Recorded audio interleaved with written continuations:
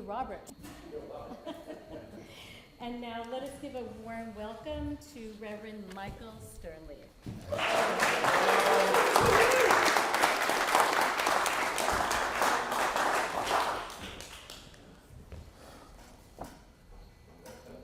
Good morning. Good morning.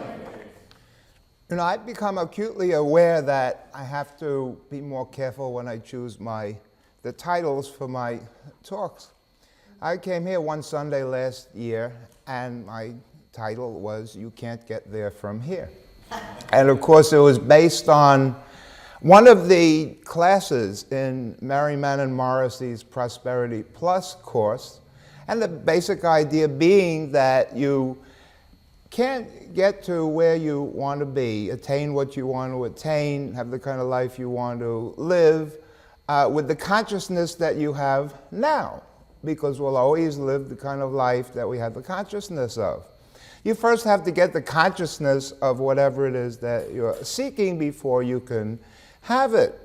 Well, there must have been some kind of terrible mix-up in my subconscious mind, because I got lost on the way here and arrived about 30 seconds before the service was supposed to begin. Now, of course, this year Christmas falls on Sunday. Next Sunday is Christmas Day. And I saw no reason to cancel our service at Center for Spiritual Living, Long Island, because the last time it fell on a Sunday was in 2011. And we held a service, and it worked out fine. There was a little drop-off in attendance, but not too much. So I said, well, there's no reason not to schedule it, so I scheduled it. And I wanted to maybe approach it a little differently, because there is the usual Christmas talk, because there are certain themes of the holiday that relate to ideas in our teaching, and I always like to cover those. But I thought, maybe let me do it a little differently, so I thought I'd approach it by first talking about when Christmas was banned in Oliver Cromwell's England, and also by the Puritans in some of the colonies. So I called the talk "When Christmas Was Banned." And I put that in the program. I come to church 2 Sundays ago, and I found out that basically I would be the only one there on Christmas Day. No practitioners, no staff ministers, no volunteers, no congregation. Pretty much everybody told me that they wouldn't be able to come that day. So it turns out Christmas really was banned. So that was the end of that. I canceled the service. So I was a little apprehensive about this morning, because I didn't want to turn on the news and find out that World War III had broken out, because I chose to talk about individual peace rather than world peace. So we'll see how that works out. Now, my topic is individual peace. We can't seem to get peace collectively, so this morning we're going to find out how to get it individually. We've had 2,000 years of shouting peace on earth, goodwill toward men, and it hasn't done very much at all. We especially love to sing about it at Christmas time. And you might even have done some of that yesterday. So I know you weren't caroling. I read your email newsletter, as I know some of you read mine. Now, it hasn't done much, because whether or not there's world peace depends on what is sometimes called race belief, or the collective consciousness of everyone in the world. In fact, not only everyone now living, but everyone who has ever lived. Every thought, every word, every act has contributed to it. And until patterns of violence and war are erased from the collective consciousness, this universal subjectivity will continue to have them. Now, if you're one of those people who wants to be doing something to bring about world peace, well, I have good news for you. You're already doing it. You're already doing it. Your very desire for it means that you're doing something about it. Because remember that each and every one of us is part of the collective consciousness, and the contents and quality of our consciousness will change it in some way. You could think of it as like a big stew. And when you make a stew, you have a chunk of this kind of meat and a chunk of that kind of meat and a piece of this vegetable and a piece of that vegetable. And each ingredient contributes to the flavor of the whole thing. Well, if you start changing around things and you have, different piece of meat or a different piece of vegetable, or more of one and less of the other, the flavor of the whole thing starts to change. So you can think of this collective consciousness as that. So through each one's thought, we're always affecting it, we're always doing something to change it for the better or for the worse. But there is a way to have individual peace. Now, individual peace is really peace of mind. So what is peace of mind? Well, let me start by telling you a story about what it isn't. Sometimes it's helpful to first know what something isn't and then go on to find out what it is. And so the day after completing a Vipassana retreat, where he had spent 9 days in silent meditation, Dave shows up for work at the zoo.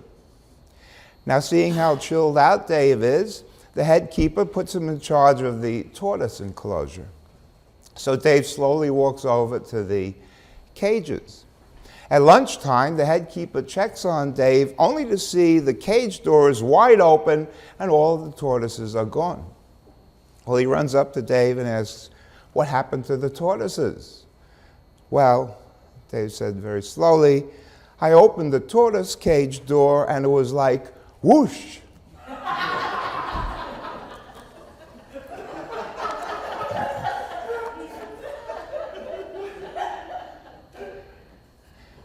Now, that's not the peace of mind we're talking about. Peace of mind is a sense of quiet, a sense of well-being, a sense that everything is all right. It's a sense that all life is available, all mind is available, all ideas are available, all health, life, love, and abundance is available to us. And what's more, this peace of mind is creative, because it's not just giving up everything so that you can be quiet. It's really a releasing of everything so that you can become more aware of your own great potential. Now, this peace within us is never disturbed, even if we're disturbed. While we're running around, all upset and disturbed about this, that, or the other thing, this peace remains within us. Now, it's nice to know that it's always there, but how do we actually experience it? Now, Tehillah Lichtenstein was a co-founder of the Jewish science movement. And Jewish science shares a lot of ideas with our teachings, the different New Thought teachings. In fact, when it was first founded, for a while, it was a member organization of the International New Thought Alliance. And so she wrote, "It is within ourselves that serenity dwells. This tranquility is part of the residence of God within us, and it never leaves us. It may be overlaid and lost to our awareness, but it is there waiting for us to bring it back as an active, beneficent force in our lives. Serenity is within us, as healing is within us, as love and goodness are within us, as gifts of an indwelling divinity. They are ours when we do not block their expression. They are ours when we meet the conditions under which they will express themselves.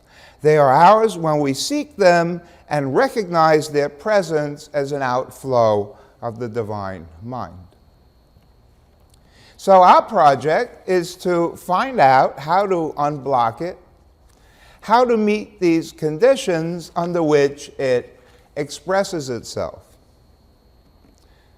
Now, Charles Fillmore said, there is a peace at the heart of everything, therefore there is a peace at the heart of my soul. Well, this is true, but how often really do we sense it? Because to sense it, we have to take the time and make the effort to sense it. We have to say to the world, quiet down. We have to not believe everything you hear, taste, touch, and smell. See, there's a peace and you already have it. Already have it. It's not something you produce. It's something that you actually reveal to yourself. You don't cause it, it's already there. And this is true of everyone, and so we can sense it within ourselves. Now, your consciousness is the beginning and end of all your experience. And when you want to, you can control consciousness. Or you can let it run wild. I wouldn't suggest doing that, but we're always free to let it run wild. We can control it or we can let it run wild. Now, revealing this peace of mind means taking time to do your interior spiritual work. Interior spiritual work, because remember, we always work from the inside out, from the center to the circumference. And this work always focuses on the idea that you individualize the total possibility of life. And all of it is in you, all of it is for you, and all of it is good. So we need to go within ourselves and get quiet for a while. And I'm not talking about hours and hours of stillness, hours and hours of silence. You don't have to be like Ram Bahadur Bamjan, the so-called Buddha boy from Nepal, who's said to spend months in meditation without eating or drinking. And you certainly don't want to be like the Indian religious leader Sri Ashutosh Maharaj, whose family is suing to have him declared legally dead and be cremated, but whose followers have his body in a freezer and say that he's merely meditating and will come out of it when he's ready. Now, he's been in that freezer for over almost 3 years.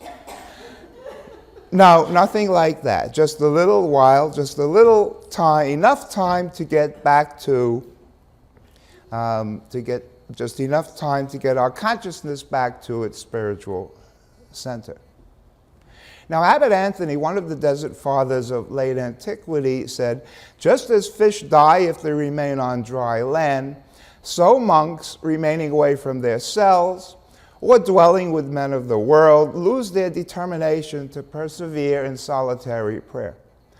Therefore, just as the fish should go back to the sea, so we must return to ourselves, lest remaining outside, we forget to watch over ourselves interiorly.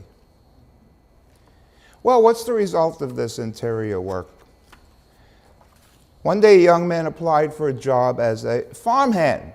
And when the farmer asked for his qualifications, he said, I can sleep when the wind blows. Well, this puzzled the farmer. But he liked the young man and he hired him. A few days later, the farmer and his wife were awakened in the night by a violent storm. They quickly began to check things out to see if everything was secure. They found the shutters of the farmhouse had been securely fastened. A good supply of logs had been set next to the fireplace. The young man slept soundly. The farmer and his wife then inspected their property. They found that the farm tools had been placed in the storage shed, safe from the elements. The tractor had been moved into the garage, the barn was properly locked, and even the animals were calm. So all was well. The farmer then understood the meaning of the young man's words, "I can sleep when the wind blows." Because the farmhand did his work loyally and faithfully when the skies were clear, he was prepared for the storm when it broke. So when the wind blew, he wasn't afraid, and he could sleep in peace. And so that's peace of mind, the ability to see the spiritual life isn't a problem-free life. The problems come and they will go. The difference is that there'll be less of them and you'll be able to handle them, know how to handle them, and handle them without stress and without anxiety and without drama. Unless you want some drama. Some people like that. It's the result, that's what peace of mind is. It's the result of doing the interior spiritual work that unblocks and creates the conditions under which it can express itself. And I can't think of a better way to conclude than with this affirmation from one of the readings in a book called Richer Living by Ernest Holmes and Raymond Charles Barker. It's a book filled with a reading for every day of the year. And I like particularly this one. It says, "I am poised and established in the one mind, and nothing can disturb the calm peace of my soul. I declare peace, and peace is mine. For God responds to me as I think his way. I assume that my world, in all its ways, is filled with right action. I live in faith, and I demonstrate order with ease." And so ends the lesson.